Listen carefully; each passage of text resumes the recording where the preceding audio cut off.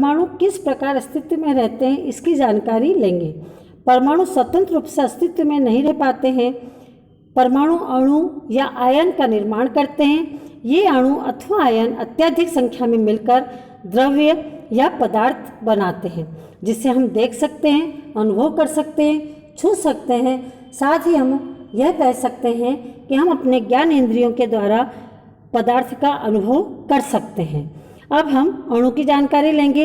अणु ऐसे दो या दो से अधिक परमाणुओं का समूह होता है जो आपस में रासायनिक बंध के द्वारा जुड़े रहते हैं। अणु को किसी तत्व यौगिक के रूप में परिभाषित कर सकते हैं जो स्वतंत्र रूप से अस्तित्व में रह सकता है। अब हमें यहाँ ज्ञात हुआ है कि परमाणु और अणु, इनमें सबसे बड़ा अंतर क्या है कि सबसे पहला अंतर तो यही है कि परमाणु एक ही प्रकार के परमाणु से मिलकर के बने होते हैं, जबकि अणु दो या दो से अधिक परमाणु का समूह होता है। साथ ही परमाणु स्वतंत्र अवस्था में नहीं रह सकते हैं, जबकि जो अणु होते हैं वो स्वतंत्र अवस्था में रह सकते हैं। अब हम तत्व के अणु की जानकारी लेंगे। किसी तत्व के अणु एक ही प्रकार के परमाणु द्वारा निर्मित होते हैं, जैसे आर्गन, हीलियम आदि। लेकिन अधिकांश अधातुओं में ऐसा नहीं होता है, क्योंकि जो अधातुएं होती है ज़्यादातर यह द्विपरमाणुक होती हैं। जैसे ऑक्सीजन का आपने देखा, ऑक्सीजन दो ऑक्सीजन परमाणुओं से मिलकर के बनता है, O2। इसी प्रकार से जैसे क्लोरीन में हमने देखा था कि Cl2। इसी से निष्कर्ष निकलता है, हम एक परमाणुकता की परिभाषा देंगे। अतः परमाणुकता होती क्या है? तो अणु की संरचना में प्रयुक्त होने वाले परमाणु की संख्या को उस अणु की परमाणुकता कहते हैं। कुछ तत्व जैसे अधातु और धातु, इनके यहाँ नाम दे रखे मैंने, और उसके साथ ही उनकी परमाणुकता है। जैसे आर्गन है, हीलियम है, ऑक्सीजन है, हाइड्रोजन है, नाइट्रोजन है, क्लोरीन है, फास्फोरस है, सल्फर है। आर्गन एक परमाणुक है। इसी प्रकार से ऑक्सीजन द्विपरमाणुक है, फास्फोरस चतुर्परमाणुक है। ये हमें जानकारी होनी चाहिए। धातुओं में भी जैसे सोडियम एक परमाणुक है, आयरन एक परमाणुक है। इसी प्रकार से और भी आपको धातुओं की परमाणुकता की जानकारी होनी चाहिए। अब हम यौगिक के अणु की जानकारी लेंगे। भिन्न भिन्न तत्वों के परमाणु एक निश्चित अनुपात में परस्पर जुड़कर यौगिक के अणु निर्मित करते हैं। जैसे जल में कौन कौन से तत्व जुड़े रहते हैं? हाइड्रोजन और ऑक्सीजन। इनका द्रव्यमान अनुपात क्या होता है? 1:8। इसी प्रकार से अमोनिया, नाइट्रोजन, हाइड्रोजन, इनका अनुपात क्या होगा? 14:3। अभी अपन ने इसी अनुपात के नियम में देखा था कि यौगिक जो भी होगा उसमें क्या होता है, यौगिक चाहे कहीं से भी प्राप्त किया गया हो, लेकिन उनका जो द्रव्यमान अनुपात होगा वो क्या होता है? निश्चित होता है। इसी प्रकार से कार्बन डाइऑक्साइड है, कार्बन व ऑक्सीजन, इनका अनुपात कितना होगा? 3:8। अब हम आयन की जानकारी लेंगे। धातु एवं अधातु युक्त यौगिक आवेशित कणों से बने होते हैं। इन आवेशित कणों को आयन कहते हैं। आयन में जैसे हमने धातु के देखें, sodium, potassium, silver, magnesium, calcium. संकेत आप देख रहे हो इसके, Na+, के ऊपर प्लस है, Ag के ऊपर प्लस है, Cu के ऊपर प्लस है, Mg के ऊपर +2 है। मतलब ये इनकी संयोजकता भी होती है और ये इन पर आवेश भी होता है। इसी प्रकार से अधात्विक तत्व और बहुपरमाणुक आयन में भी आप देख रहे हैं। जैसे हाइड्रोक्साइड में देखिए OH-1 है, नाइट्रेट में NO3-1 है। इसी प्रकार से ब्रोमाइड Br में -1 है।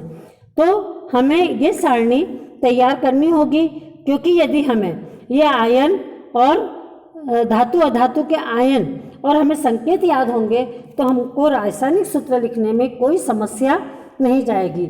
और इस सारणी का आप बार बार अध्ययन करेंगे तो हमें वो अच्छी तरह से तैयार हो जाएगी।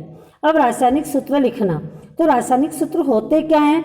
जब क्या होती है, जो भी रासायनिक अभिक्रिया होती है उसको हम प्रतीक के द्वारा समीकरण के रूप में लिखते हैं, या समीकरण के रूप में लिखेंगे तो रासायनिक समीकरण हो जाएगी, और जब उसको हम सूत्र के रूप में लिखेंगे तो वो रासायनिक सूत्र होता है।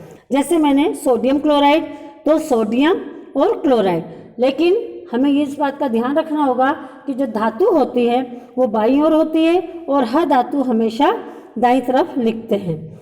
इसके साथ ही बहुपरमाणुक आयनों द्वारा निर्मित यौगिक में आयनों की संख्या दर्शाने के लिए आयन को कोष्टक में लिखकर आयन की संख्या को कोष्टक के बाहर लिखते हैं।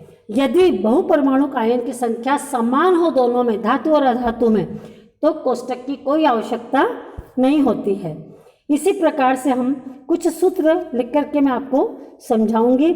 आणविक यौगिकों के रासायनिक सूत्र लिखते समय हमें पहले क्या करना पड़ता है, उसके प्रतीकों को लिखना पड़ता है। प्रतीक लिखने के बाद हम उनकी संयोजकता लिखेंगे। संयोजकता में भी क्या करेंगे, क्रॉस करके अणु सूत्र लिखते हैं। जैसे हमारे पास यहाँ पर है हाइड्रोजन क्लोराइड, ये सूत्र दे रखा है। हाइड्रोजन क्लोराइड का सूत्र होता है HCl और L। अभी हमने कैसे प्राप्त किया, तो देखो तत्व का प्रतीक क्या है, हाइड्रोजन का H, Cl का क्या है, क्लोराइड का क्या है, Cl।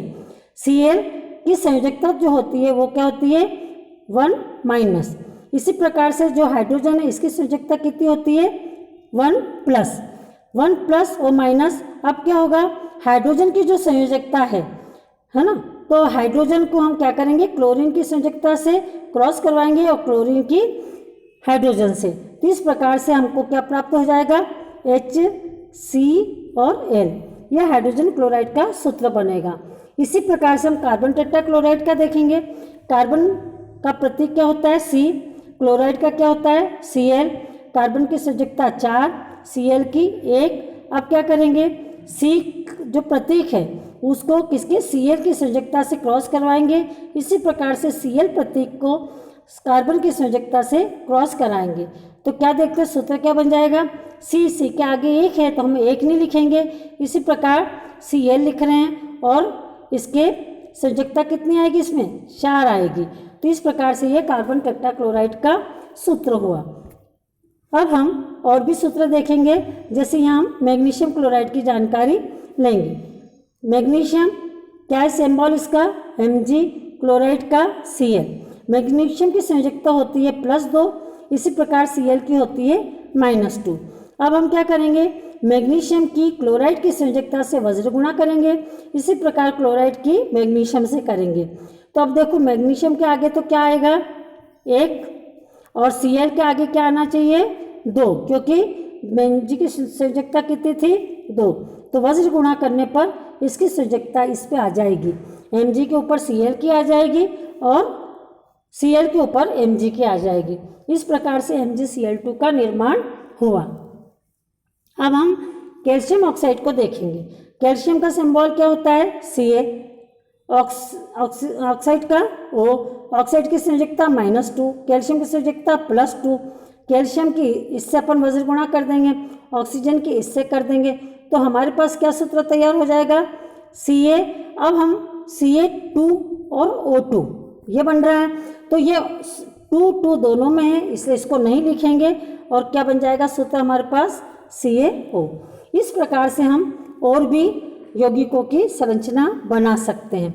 एक सोडियम नाइट्रेट है, ये बहुपरमाणुक में आ रहा है NO3। अब हमें कंफ्यूज नहीं होना है कि यहाँ NO3 है, यहाँ क्या संयोजकता है, इसके पीछे क्या कोष्टक बनाना होगा, तो नहीं, क्योंकि सोडियम की संयोजकता कितनी है, +1, ये सोडियम है। यहाँ नाइट्रेट है, इसकी संयोजकता क्या है, -1, सोडियम की माइनस इससे हो जाएगी और NO3 की सोडियम से हो जाएगी। अब Na के आगे क्या आ रहा है, 1, NO3 के आगे भी क्या आ रहा है, 1, है ना। तो हम ये 1 और 1 को क्या करेंगे, हटा देंगे और सूत्र क्या बन जाएगा हमारे पास, NaNO3। ये इस प्रकार से हम और भी सूत्रों का निर्माण कर सकते हैं। अभी आपको इसके पहले मैंने आयन की एक सारणी बताई थी, है ना, धातु और अधातु वाली। सोडियम, पोटेशियम, है ना, धन आयन उनके ऊपर थे, इधर उनके ऋण आयन थे। हम कोई भी एक उसको लेकर के क्या कर सकते हैं, सूत्र बना सकते हैं। जैसे सोडियम है, सोडियम के साथ सोडियम क्लोराइड, सोडियम ब्रोमाइड, ऐसे आप सूत्र का अध्ययन करेंगे, बार बार प्रैक्टिस करेंगे तो आपको भी अच्छे से तैयार हो जाएंगे। अब हम देखेंगे आणविक द्रव्यमान। किसी पदार्थ के अणु में उपस्थित सभी परमाणुओं के कुल द्रव्यमानों के योग को आणविक द्रव्यमान कहते हैं। अब यहाँ पर हम जैसे किसको लेंगे, सोडियम क्लोराइड का समझ लो हमें अणुभार ज्ञात करना है। अब सोडियम क्लोराइड अणु है, इसमें क्या क्या है, सोडियम भी है और क्लोरीन भी है।